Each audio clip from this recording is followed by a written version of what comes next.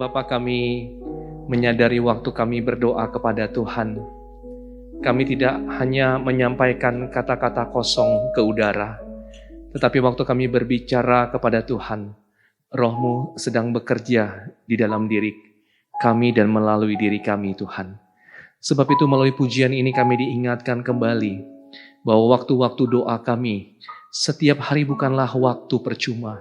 Justru Tuhan, dalam waktu-waktu doa itulah kekuatan Tuhan dinyatakan di dalam diri kami. Sebab itu Tuhan, biarlah kiranya Engkau tidak mendapati kami orang-orang yang hanya berdoa waktu kami ke gereja. Tetapi Tuhan, kami juga adalah orang-orang yang berdoa dimanapun kami berada. Terutama ketika kami berada bersama-sama dengan keluarga kami di rumah. Tuhan, kalau sementara waktu ini seringkali kami melalaikan waktu doa kami, apalagi waktu kami berdoa bersama keluarga. Biarkanlah kiranya momen-momen seperti ini di dalam rumah-Mu ini Engkau mengingatkan kami kembali, sehingga ketika kami pulang dari tempat ini, Bapa, kami mau melakukannya. Karena kami yakin Tuhan, Engkau itu tidak hanya berbicara di dalam ibadah kami ketika kami membuka Alkitab kami dan kami mendengarkan penjelasan dari firman Tuhan. Tapi di dalam puji-pujian pun Engkau berbicara kepada kami. Terima kasih Bapa, sebentar kami akan buka Alkitab, kami akan baca, biarlah kiranya Engkau yang menolong kami untuk membuat kami mengerti kebenaran firman yang akan kami pelajari bersama. Terpuji nama-Mu, dalam nama Tuhan Yesus kami berdoa. Amin. Teman-teman kasih aplaus dong buat bapak-bapak dan ibu-ibu yang sudah melayani. 15-20 tahun yang akan datang teman-teman, kalau hari ini di depan banyak cowok, 15-20 tahun yang akan datang cowoknya cuma Russell. Ya, sama Nolan, ada Nolan ya. Ya, nanti yang main bass ya, yang lainnya semua cewek begitu ya. Sebab itu kita tunggu WL kita untuk bikin anak seri kedua begitu ya. Dan semoga cowok begitu ya, nambah cowok. Sehingga Gepembri itu nggak jadi Gepembrianis gitu ya. Tetap Gepembrian karena masih ada cowok-cowoknya begitu. Teman-teman, mari kita akan belajar satu bagian firman Tuhan dari Yakobus pasalnya yang ke-1, ayat 9 sampai ayatnya yang ke-11. By the way, selama sebulan ini kita akan belajar berkaitan dengan kekayaan. Bagaimana kita memandang kekayaan dalam kehidupan kita. Yakobus pasal 1 ayat 9 sampai ayatnya yang ke-11. Saya akan bacakan buat kita semua teman-teman. Baiklah saudara yang berada dalam keadaan yang rendah bermegah karena kedudukannya yang tinggi. Dan orang kaya karena kedudukannya yang rendah sebab ia akan lenyap seperti bunga rumput. Karena matahari terbit dengan panasnya yang terik dan melayukan rumput itu. Sehingga gugurlah bunganya dan hilanglah semaraknya. Demikianlah juga halnya dengan orang kaya. Di tengah-tengah segala usahanya ia akan lenyap. Sudah berpuluh-puluh tahun kami ikut ke gereja. Tapi justru kami yang memberi untuk gereja. Tidak ada yang gereja bisa berikan kepada kami. Lalu datang pemimpin agama yang lain. Mereka bawa uang. Mereka membantu kami dari kesusahan. Mereka menyekolahkan anak-anak kami. Teman-teman, kalimat ini saya dengar dari seorang rekan yang melayani di daerah pedalaman, teman-teman. Memang tidak mudah untuk hidup dalam kekurangan, betul ya? Dan kebanyakan masyarakat Indonesia yang tinggal di pedalaman, mereka hidup dalam keadaannya yang sulit. Lalu kemudian teman-teman datanglah sejumlah orang agama lain kepada mereka. Dan ini yang mereka kerjakan. Sehingga kemudian salah satu jemaat dari gerejanya berkata seperti ini. Sudah berpuluh-puluh tahun kami ikut ke gereja, tapi justru kami yang memberi untuk gereja. Nah teman-teman, saya 6 bulan yang lalu, nggak sampai 6 bulan yang lalu, 5 bulan yang lalu, saya pulang dari NTT begitu ya. Nanti pergi lagi nih bulan Juni. Saya pergi ke sana lalu kemudian saya bertemu dengan Pak dan Pak Nikano bertemu dengan unsur pimpinan dari gereja yang ada di sana, gereja mainline. Nah, kalau di sini mungkin Kita di Jakarta ini ada GPIB begitu ya. Gereja Suku. Ya. Gemit namanya. Teman-teman, waktu di sana, saya datang itu pas musim hujan. Jadi semua kelihatan hijau. Pak Nick bilang, tahun lalu sebelum pandemi, sebelum pandemi dia datang di dalam musim kemarau. Semua dari pesawat lihat coklat semua. Nah teman-teman, ada daerah yang sangat gersang, susah untuk bercocok tanam teman-teman. Ya kalau hari ini mungkin sebagian besar dari kita coba bercocok tanam, taruh benih, bisa tumbuh. Tapi di sana nggak bisa. Karena apa? Karena gersang, tidak ada air. Apalagi tadi saya bilang, kalau musim kemarau tiba. Ada satu pendeta, dia pelayanan 5 gereja. Bayangin ya teman-teman, satu pendeta pelayanan di 5 gereja. Kalau kita kebalikan nih, kebanyakan pendeta di GPMBRI bukan? Ya, boleh diutus beberapa ke sana. Nah teman-teman, waktu saya tanya, kenapa kok bisa satu gereja, satu pendeta melayani 5 gereja? Dan teman-teman bayangin, jemaat di sana itu bukan jemaat kita yang 200, 300, 400.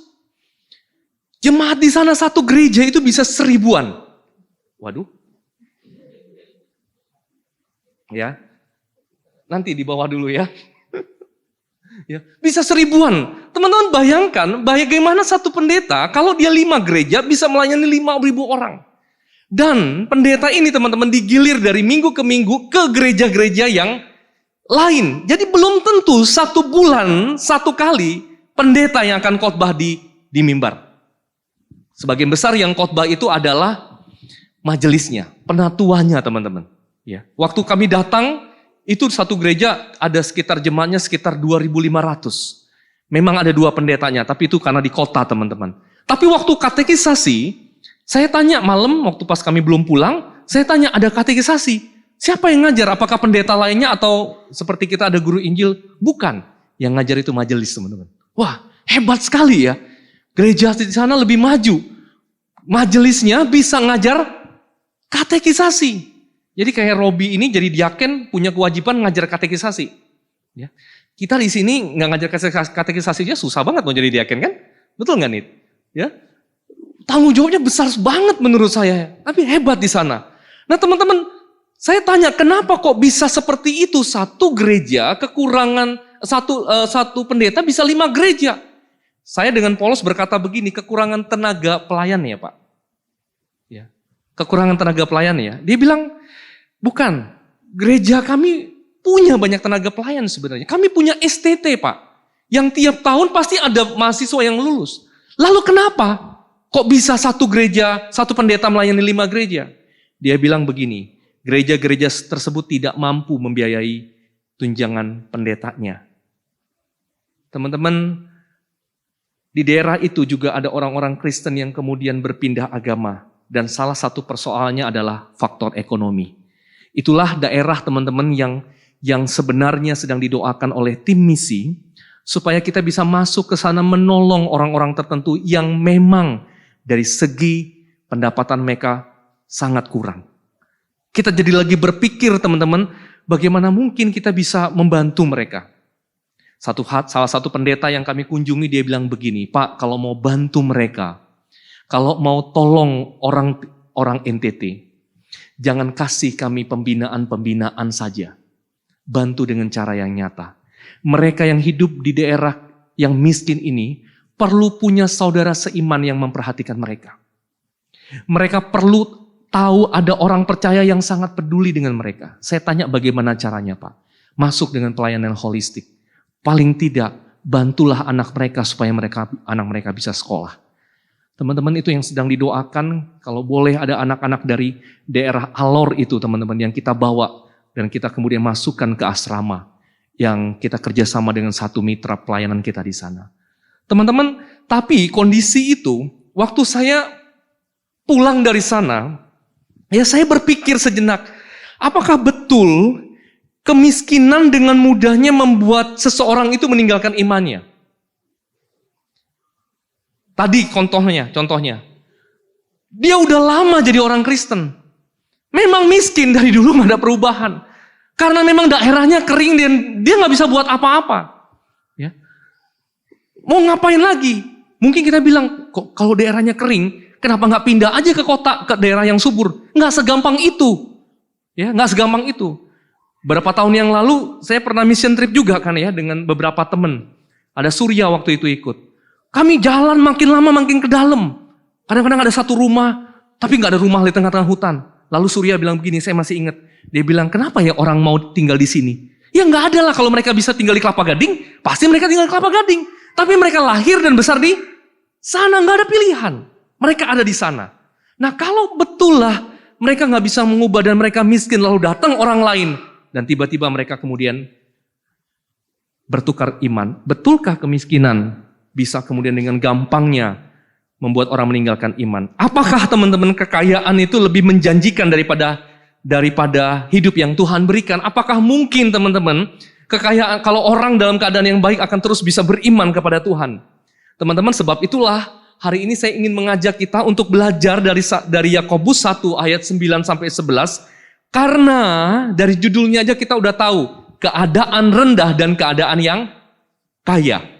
Teman-teman, kalau perhatikan di ayat 9 dan ayat 10, ya, teman-teman bisa lihat di Alkitabnya masing-masing atau di gadget aplikasi Alkitabnya. Ayat 9 dan ayat 10, Yakobus ini menulis dua jenis orang. Ada dua jenis orang. Bisa next, bantu. Slide-nya boleh. Next. Ya, ada dua jenis orang. Ada miskin dan ada orang yang kaya. Apa yang dikatakan teks ini tentang orang yang miskin? Apa teman-teman? Baiklah saudara yang berada dalam keadaan yang rendah atau miskin tadi bermegah karena kedudukannya yang tinggi. Ya, sedangkan orang kaya bagaimana? Punya kedudukan yang rendah. Teman-teman, apakah ini sesuai dengan kenyataan yang ada di dunia? Sesuai enggak? Apakah betul teman-teman orang yang miskin, orang yang nggak punya apa-apa, punya kedudukan yang tinggi, sedangkan orang yang kaya, yang punya banyak hal, justru ada di bawah? Enggak begitu kan ya? Yang kaya itu harusnya kedudukan yang tinggi. Yang miskin itu harusnya ada di bawah. Tetapi teman-teman, Yakobus menyebutkan hal ini bertolak belakang karena apa teman-teman? Karena ada sesuatu yang mereka hadapi sebenarnya di jemaat yang dikirimin surat ini. Bisa next? Jadi teman-teman, ada penindasan sebenarnya. Kalau teman-teman nanti lihat Yakobus pasal 5, di Yakobus 5 itu dijelaskan ada orang-orang kaya yang menindas orang-orang miskin. Ada penafsir yang berkata kemungkinan besar orang kaya ini bukanlah orang percaya. Orang kaya ini bukan orang percaya. Ya, mereka ini tuan tanah katanya. Dan orang-orang percaya yang miskin itu kerja dengan mereka. Coba teman-teman lihat gambar ini. Apa yang teman-teman rasakan ketika lihat gambar ini? Ini kan boneka kayu sebenarnya kan ya. Tapi apa yang teman-teman rasakan ketika lihat gambar seperti ini? Kalau saya nggak enak lihatnya. Bener nggak? Ya, itu boneka teman-teman. Tapi kalau kita ganti orang yang asli, wah. Tapi kenyataannya sampai hari ini masih begitu kan? Masih ada kan? Orang yang ditindas. Penindasan tuh nggak enak teman-teman. Nah kalimat yang diucapkan oleh Yakobus, baiklah saudara yang berada dalam keadaan yang rendah bermegah karena kedudukan yang tinggi, dan orang kaya karena kedudukan yang rendah. Teman-teman, latar belakangnya karena memang orang-orang kaya ini menindas orang-orang yang miskin. Dan Yakobus menuliskan surat ini untuk menguatkan saudara seiman yang miskin itu. Nanti teman-teman kalau lihat di Yakobus pasal 5 juga disebutkan lagi bagaimana Yakobus menghibur dari orang-orang yang miskin, orang-orang percaya yang miskin ini. Teman-teman, saya membayangkan pastilah orang Kristen yang ada di perantauan yang menerima surat Yakobus itu terkejut mendengar kebenaran yang tidak sama dengan realita mereka. Bayangkan dia terima surat ini, lalu dia baca Baiklah saudara yang berada dalam keadaan yang rendah, bermegah karena kedudukan yang tinggi.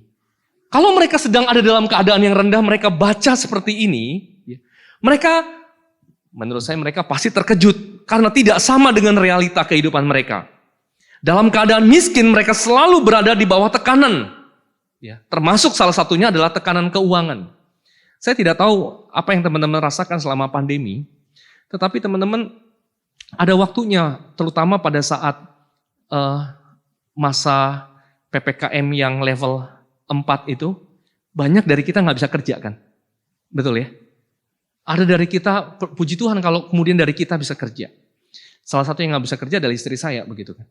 Nah, kayak Sela harus ngajar musik, kalau nggak ngajar, nggak ada penghasilan. Betul ya? Teman-teman yang jualan juga begitu kan ya? Kalau pas nggak bisa jualan, harus tutup, ya harus ada ini dan itu, dan orang juga takut keluar rumah, maka tidak banyak yang beli, berarti tidak ada pendapatan. Nah teman-teman, dalam keadaan yang seperti itu mereka merasakan tekanan. Mungkin mereka punya sedikit, tetapi mereka yang sedikit itu mereka harus bagi-bagi. Teman-teman bayangkan nggak? Di Jakarta ini masih ada orang-orang yang hidup dengan UMR. Betul ya? Dan untuk hidup di Jakarta itu butuh uang yang banyak, tidak sedikit. Bayangkan teman-teman bagaimana caranya orang-orang yang kerja di mall, yang saya tahu sebagian dari mereka mungkin tidak digaji sesuai dengan UMR, di bawah UMR, bisa hidup. Sebagian dari kita pikir begini nih, aduh satu anak aja repot ya. Kalau udah mulai sekolah biayanya makin besar. Tapi ada loh ya mas-mas yang punya anak lebih dari 2, bisa 3. Lalu gimana ya?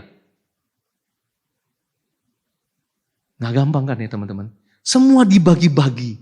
Ya pasti kita akan menyesuaikan. Nah teman-teman, waktu menyesuaikan dengan keadaan keuangan yang ada, di sana letak tekanannya. Sebagian dari kita mungkin waktu masa pandemi kita harus mengurangi apa yang tidak perlu. Betul?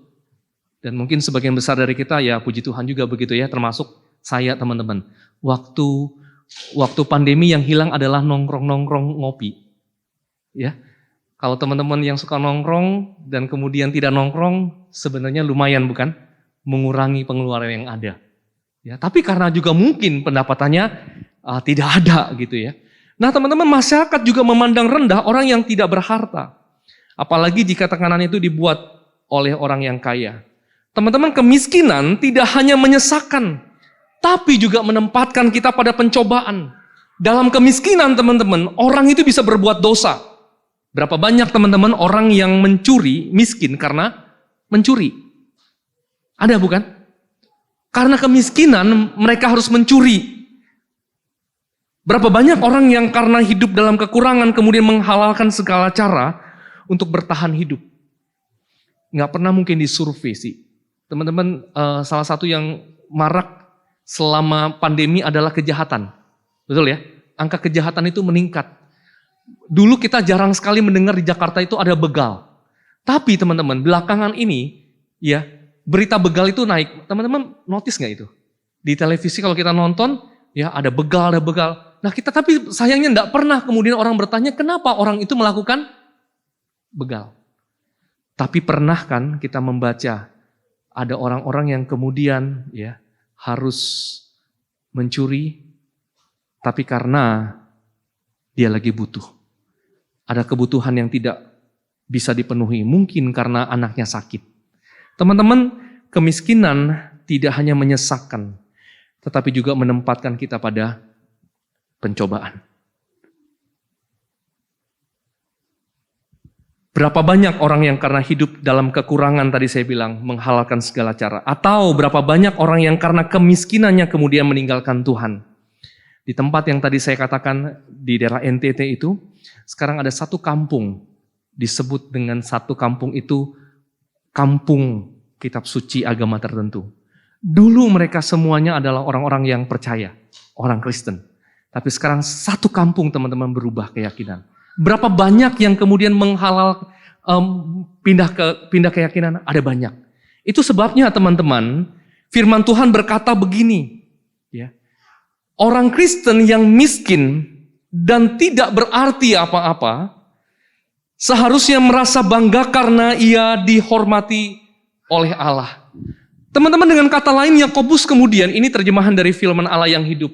Yakobus ingin mengingatkan orang-orang percaya yang miskin itu, bahwa memang keadaanmu miskin, tapi jangan membuat keadaanmu yang miskin itu membuat dirimu merasa rendah.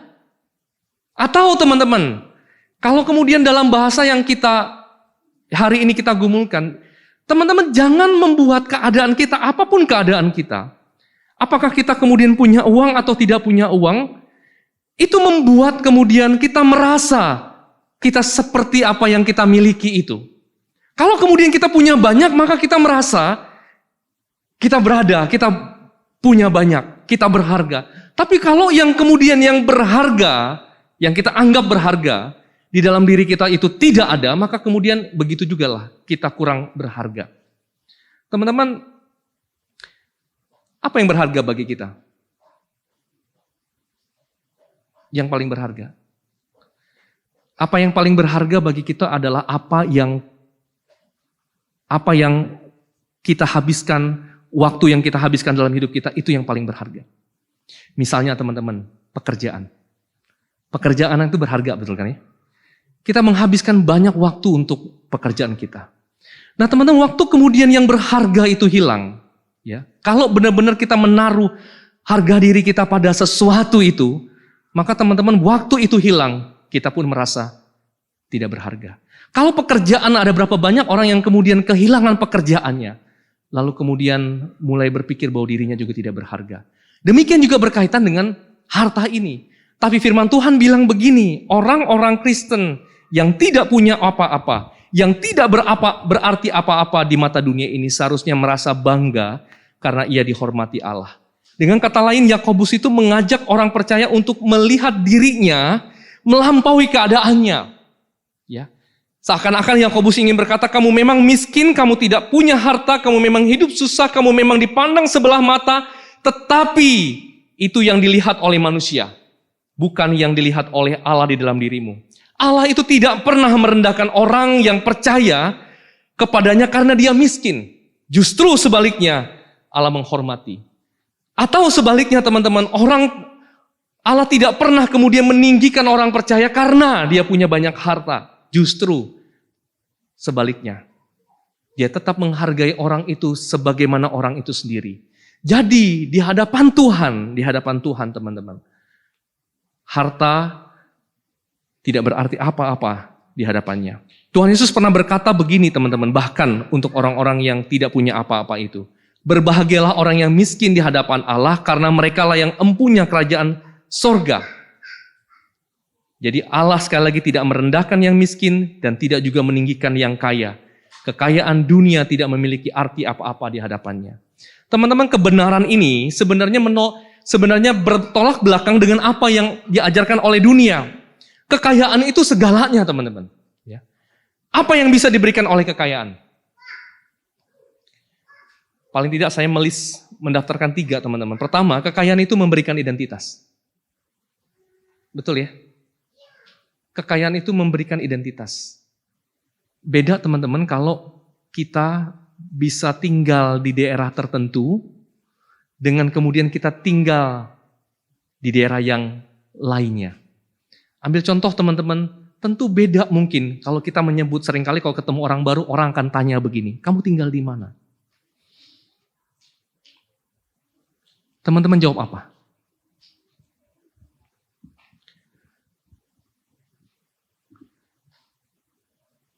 Beda nggak kalau jawabnya begini? Oh, saya tinggalnya di BGV. Sama jawabnya, saya tinggal di Sarone. Beda nggak? Berapa kali orang tanya saya, kamu tinggal di mana? Saya tinggal di Sarone. Sarone itu di mana ya? Saya bingung ya. Sarone itu di mana ya? Saya jawabnya, saya bilang, oh itu di BCS. BCS itu di mana ya? Ya, saya sebut lagi. Oh, Sarone itu dekat Puri Intan. Saya tinggal dekat Puri Intan. Ada yang tahu sih ya, karena Puri Intan itu lebih terkenal dari Sarone teman-teman. Ya, padahal kalau melewati Puri Intan itu harus lewatin Sarone dulu. Beda banget teman-teman. Di mana ya? Saya cuma kadang-kadang gini, males jawabnya. Selalu kalau ditanya sama orang, tinggal di mana ya? Padahal sama-sama di Kelapa Gading teman-teman ya. Waktu olahraga ya, rendem sama om-om itu selalu ditanya tinggal di mana begitu ya. Selalu tanya, saya langsung bilang tinggal di Pegangsaan 2. Oh iya. Udah ngerti teman-teman. Padahal Pegangsaan 2 itu luas bukan? Pegangsaan 2 tuh sampai TPI belakang. Ya, luas banget ya. Kalau jalan kaki pasti capek. Nah teman-teman, beda banget kalau menyebut diri, kamu tinggal di mana? Sarone, sama tinggal di mana? BGV. Biasa orang kalau tinggal bilang di BGV, nggak tanya lagi.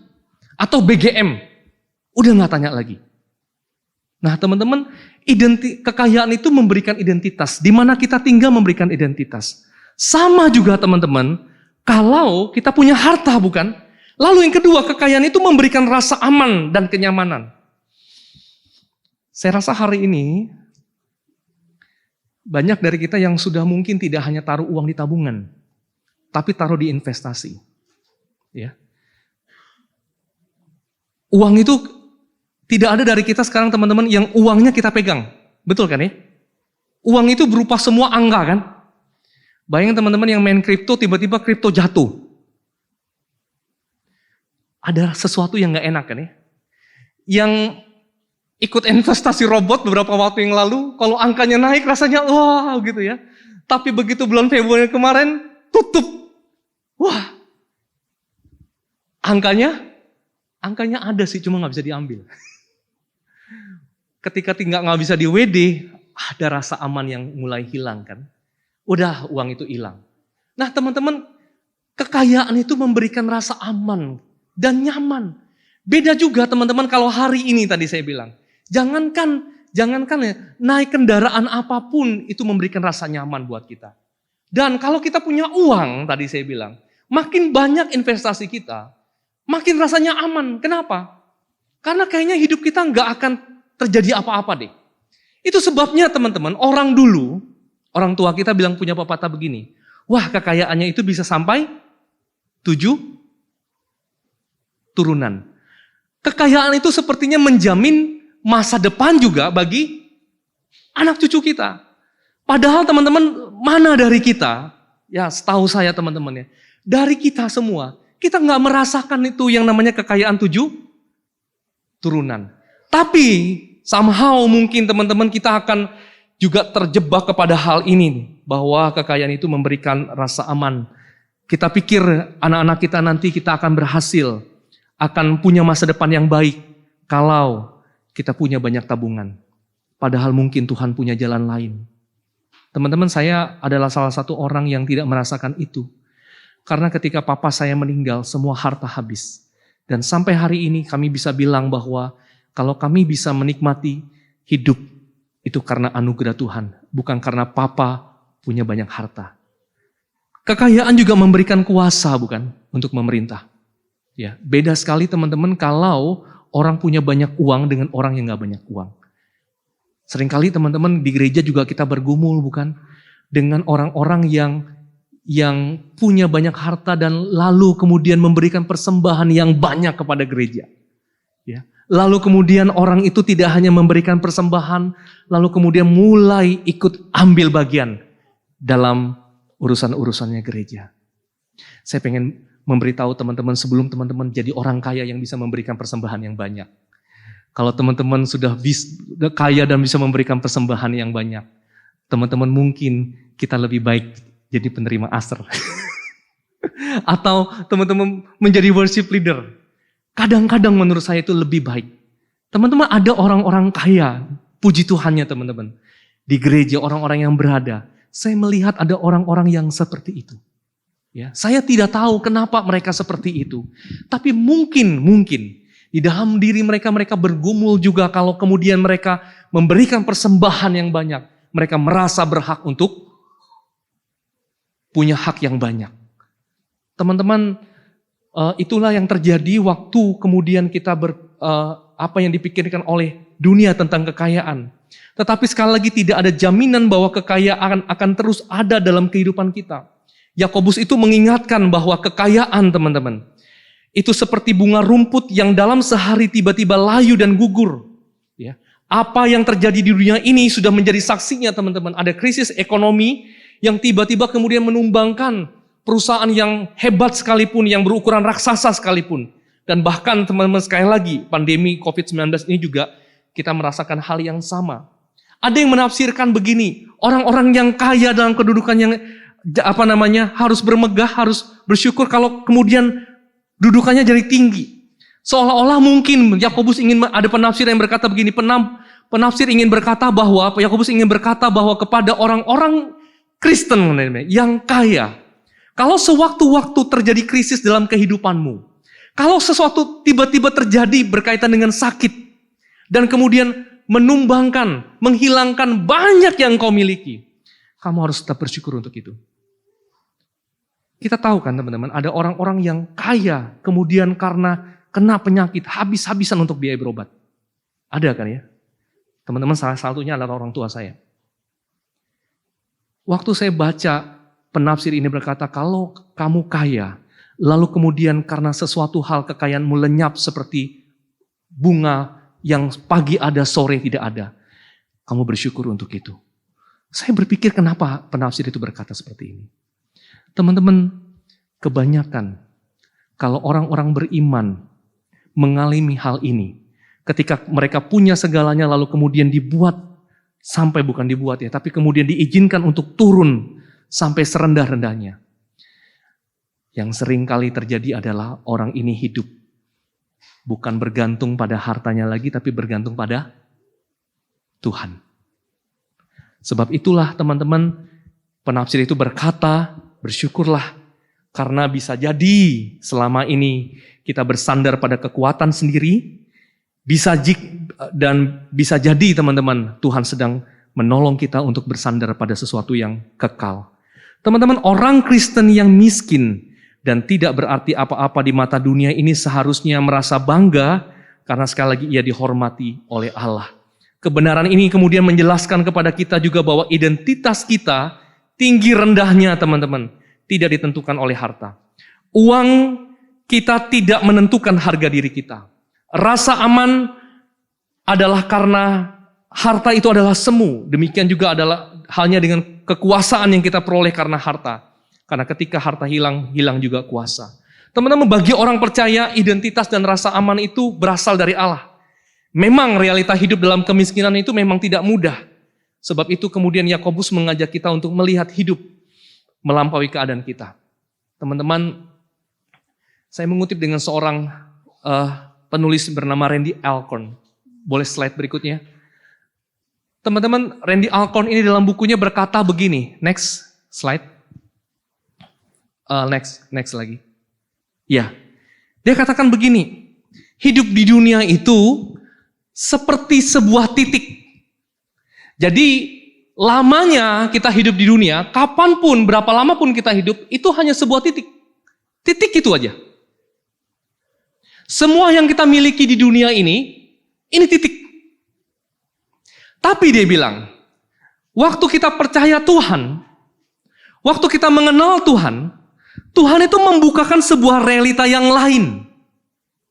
Yaitu hidup itu tidak berakhir pada titik, tapi ada sebuah hidup yang disebut dengan hidup kekal. Hidup dalam kekekalan. Jadi dia bilang begini, kalau kita percaya Tuhan, sebelum kita percaya Tuhan dan sesudah kita percaya Tuhan, hal yang berubah adalah begini. Kita tidak lagi hanya melihat hidup pada titik ini dan berhenti pada titik ini, tapi kita melihat ada hidup yang lebih panjang daripada satu titik ini selama hidup di bumi. Sebab itu dia bilang, kalau kita hidup di bumi ini, ya, hidup kita susah, hidup kita nggak punya apa-apa, jangan hanya pikir sampai di sini. Tapi pikirkan pada kekekalan yang kita jalani. Dengan kata lain dia bilang begini, bagaimana kita hidup di tempat ini dan kita bisa bertahan dengan baik dalam kondisi apapun. Pikirkanlah dengan cara dan nilai yang ada di sini. Artinya, kalau kita tahu dalam Yakobus ini, kalau kita tahu bahwa kita dihormati oleh Tuhan bukan karena apa yang kita miliki, bukan karena kekayaan kita, Maka teman-teman, berapapun uang yang kita punya, berapapun kekayaan yang kita punya, kita tahu bahwa di dalam kekekalan ada yang melebihi semuanya itu. Sehingga teman-teman, apapun kondisi kita tidak merubah apa yang kita jalani dalam hidup. Dengan kata lain, kalau kemudian misalnya teman-teman kita yang mulai berusaha, kita nggak punya apa-apa, mungkin tabungan kita nggak seberapa nilainya. Biasanya teman-teman, kita bukan orang-orang yang sombong, bukan orang-orang yang flexing, bukan. Biasa aja hidupnya. Tapi waktu kemudian harta itu bertambah, dan terus bertambah teman-teman. Kita tetap melihat diri kita itu tetap yang ada di sana. Enggak merasa bahwa dengan pertambahan yang ada maka nilai harga diri kita bertambah. Kenapa? Karena dibandingkan dengan kekekalan yang besok, yang nanti akan kita nikmati, itu memberikan kita kekuatan bahwa apa yang saya miliki hari ini, pertambahan yang saya miliki tidak akan ada apa-apanya dengan kekekalan yang saya akan miliki di depan. Atau dengan kata lain teman-teman, waktu hidup kita susah di titik yang hitam itu, hiduplah dengan perspektif yang kekal di sana. Bahwa sedang ada sesuatu yang Tuhan kerjakan di dalam diri kita. Saya ingin tutup khotbah ini dengan satu kisah teman-teman. Teman-teman, dalam pandemi ini ada rekan kita yang sangat kesulitan. Tapi memang tidak banyak yang tahu, hanya dalam kelompok kecil lah yang tahu. Teman-teman, pasangan suami ini, istri ini menikah seperti biasa. Seperti sebagian besar kita ya. Kita keluarkan tabungan kita keluarkan apa yang kita miliki hari ini. Dengan berharap besok akan ada lagi. Betul ya? Pekerjaan besok akan menghasilkan lagi dan kita bisa nabung lagi. Tapi teman-teman, apa yang ada di benak mereka itu, apa yang ada dalam benak mereka ini tidak terjadi berikutnya. Jadi mereka sudah menunda pernikahan mereka karena COVID ini. Lalu kemudian akhirnya mereka adakan juga pernikahan mereka setelah COVID agak mereda. Mereka lakukan pesta seperti sebagian besar teman-teman. Tetapi beberapa hari setelah pernikahan mereka, suaminya ditelepon oleh teman bahwa kamu gak perlu kerja lagi. Waduh, bayangin teman-teman. Jadi teman dia kerja sama temannya dan temannya bilang kamu gak usah kerja lagi. Lalu dia tanya kenapa? Dia bilang boleh kerja dengan syarat tertentu yang dia gak bisa penuhi. Pekerjaan itu terlalu demand sehingga kemudian bosnya minta kalau boleh istrimu tidak bekerja. Pekerjaannya tidak di kantor, ya bisa kerja di mana saja, bisa dikerja di rumah. Tetapi demanding. Begitu bukan ya teman-teman ya? Selama WFH teman-teman yang di kantor kalau pindah ke rumah justru pekerjaan itu jadi demanding. Waktunya nggak tentu. Tapi dia nggak bisa. Akhirnya teman-teman dia putuskan untuk tidak bekerja lagi. Lalu dia mulai cari-cari kerja sana sini. Tapi waktu dia mau cari kerja, dia baru masukin ke lamaran. Teman-teman ingat PPKM Juni-Juli itu. Berapa bulan? Dia lamar sana sini tapi karena PPKM tidak ada satupun lamaran yang kemudian diterima. Tidak pernah dibalas teman-teman, tidak pernah dibalas. Dalam kondisi seperti itu, uang mereka mulai menipis. Mulai pusing untuk kebutuhan dirinya sendiri. Mereka baru merit, lalu kemudian tiba-tiba suami gak punya apa-apa teman-teman. Uangnya habis, mau minta istri pun segan. Istrinya sementara memang masih bekerja. Dalam kondisi seperti itu, dia bisa hidup dengan dua cara. Ya, pertama, dia mulai pakai perspektif dunia. Wah, aku udah gak ada apa-apanya. Sekarang harus makan, minta sama istri. Teman-teman ngomong-ngomong begini, salah satu yang diminta oleh bosnya begini. Kalau kamu mau kerja dengan aku, boleh. Tapi istrimu harus berhenti bekerja. Gak ada alasan kan sebenarnya. Tapi dia bilang begini, kamu lihat nih ya, ini perkataan yang seharusnya tidak diucapkan. Kamu lihat kalau istrimu tidak tunduk sama kamu lihat nanti akibatnya apa yang kamu tuai. Teman-teman itu perkataan yang begitu tuh tajam, nempel di kepala. Lalu dia cari kerjaan, gak dapet, PPKM. Dalam pikiran apa? Tuh kan bener istri gak taat maka gue yang dapet sialnya. Kira-kira begitu. Lalu gak lama lagi teman-teman, mobil mogok. Akinya gak bisa nyala. Teman-teman bayangin mobil itu lumayan akinya bukan? Dia bilang lagi, tuh kan, gimana nih? Ya, teman-teman gak lama lagi setelah itu, laptopnya rusak. Orang ini datang ke saya bilang, jangan salahkan istrimu karena mobilmu rusak, kamu nggak bisa tidak ada perusahaan yang bisa terima kamu. Itu bukan karena istrimu tidak taat sama kamu untuk lepas pekerjaannya, bukan. Karena memang ini lagi pandemi, mobilmu mogok, ya, akinya soak karena mungkin sudah waktunya. Laptopmu rusak, memang juga mungkin sudah lama dipakai. Tapi teman-teman, keadaan itu nggak mudah. Lalu kemudian dia lamar pekerjaan. Sepertinya menjanjikan. Suruh bikin projectnya. Kamu kalau bisa bikin kerjaan ini nanti kita terima. Begitu ya kira-kira. Teman-teman bayangkan kemudian dia kerjakan baik-baik. Dia kasih balik kepada perusahaan itu. Lalu tidak ada kabar. Lalu kemudian ada lagi satu pekerjaan. Orang yang dia ngelamar dan kemudian orang ini bilang sama. Lakukan project ini kamu kerjakan. Dia kerjakan teman-teman. Tapi sama. Kemudian tidak ada kabar. Sepertinya dia dikerjain oleh perusahaan-perusahaan yang seperti ini, yang mungkin mau hire orang, ada masalah dalam proyek, kemudian timnya tidak bisa menyelesaikan, sudah coba kita kasih saja pada pelamar-pelamar, kalau bisa kerjakan, kira-kira puji Tuhan begitu kan ya. Jadi kita bisa solve satu problem. Teman-teman setelah itu berbulan-bulan, hampir rasanya 1 tahun tidak kerja. Teman-teman, lalu satu hari, kalau saya tidak salah, itu bulan Oktober. Bulan Oktober, lalu dia telepon saya. Pertama dia WA, kok, puji Tuhan kok, aku diterima pekerjaan. Dia ngomong ke saya, lalu saya telepon, kerja di mana? Dia cerita teman-teman. Dia tidak berharap bahwa perusahaan ini akan hire dia. Dia sepertinya masukkan aja lamarannya dan dia tidak berharap. Tetapi teman-teman, tiba-tiba perusahaan ini menghubungi dia, lalu dia diwawancara, langsung diterima. Dan gaji yang ditawarkan jumlahnya fantastis. Teman-teman, sebelumnya sebenarnya dia sempat mau diterima di satu pekerjaan. Tapi pekerjaan itu ujungnya adalah membuat games judi. Ya, jadi dia kerja di bidang IT, kira-kira begitu ya, dan dia harus bikin aplikasi, dan aplikasi itu akan digunakan untuk judi. Gajinya lumayan, sebelumnya. Dan dia tanya beberapa kali ke saya, kok kira-kira gue ambil gak pekerjaan ini ya, gue lagi butuh duit. Saya bilang begini, kamu sejahtera gak buat pekerjaan itu? Ya kamu memang gak judi langsung sih, tapi pekerjaan yang kamu kerjakan ini membuat orang lain itu bisa untuk berjudi. Enggak sih kok. Teman-teman dia doakan lagi. Dia sampai 3 kali telepon saya, kok kira-kira jawabannya apa ya? Aku ambil atau tidak? Saya bilang saya tidak bisa kasih jawaban. Nah teman-teman bayangin ya, setelah itu setelah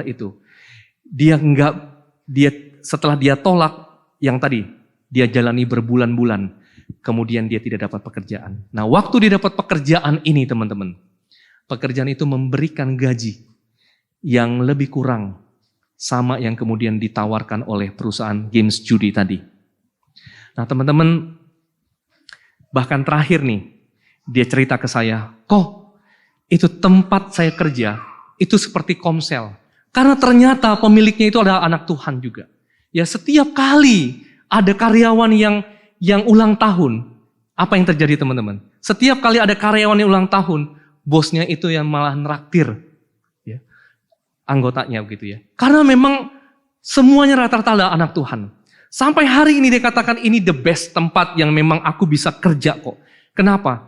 Karena aku punya atasan yang sangat baik. Apa yang saya ingin katakan teman-teman?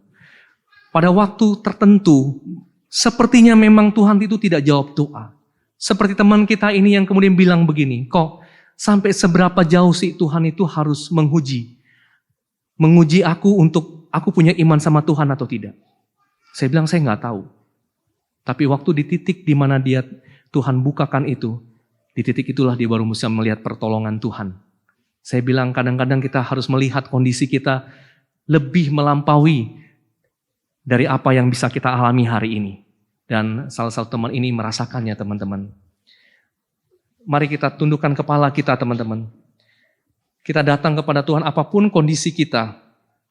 Saya yakin dan percaya bahwa Bapa di sorga itu tidak pernah membiarkan anak-anaknya bergumul tanpa penyertaannya. Bapa di sorga itu tidak akan membiarkan anak-anaknya bergumul tanpa pertolongannya. Dia kadang hanya meminta kita untuk sabar dan bertekun menantikan pertolongan yang tiba pada waktunya, teman-teman. Mari kita tundukkan kepala di hadapan Tuhan.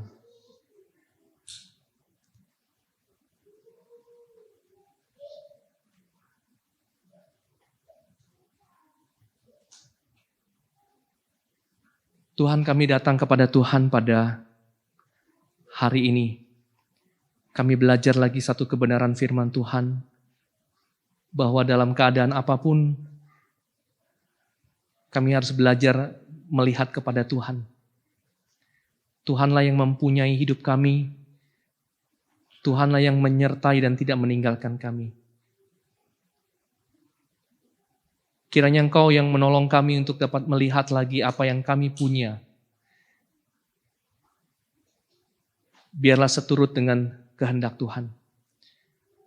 Kalau hari ini Tuhan kami sedang bergumul dengan isu tertentu berkaitan dengan kebutuhan kami. Tuhan tolong kami supaya kami sadar bahwa kami punya Tuhan yang mampu untuk mencukupkan semua kebutuhan itu. Kalau hari ini kami punya kekhawatiran tertentu ya Tuhan, tolonglah kami untuk kami juga melihat diri kami bahwa kekhawatiran itu harusnya kami serahkan kepada Tuhan. Kalau hari ini Tuhan, kami tidak bergumul dengan semua kebutuhan karena kebutuhan kami terpenuhi. Kami tidak khawatir karena rasanya apa yang kami punya cukup. Tuhan tolong kami, supaya kami tidak menaruh sekali lagi rasa aman kami, puasnya hidup ini pada apa yang kami miliki hari ini. Tapi biarlah kepuasan itu, rasa aman itu, kami letakkan kepada Tuhan. Terima kasih Bapa, di dalam nama Yesus Tuhan dan Juru Selamat kami yang hidup kami berdoa. Amin.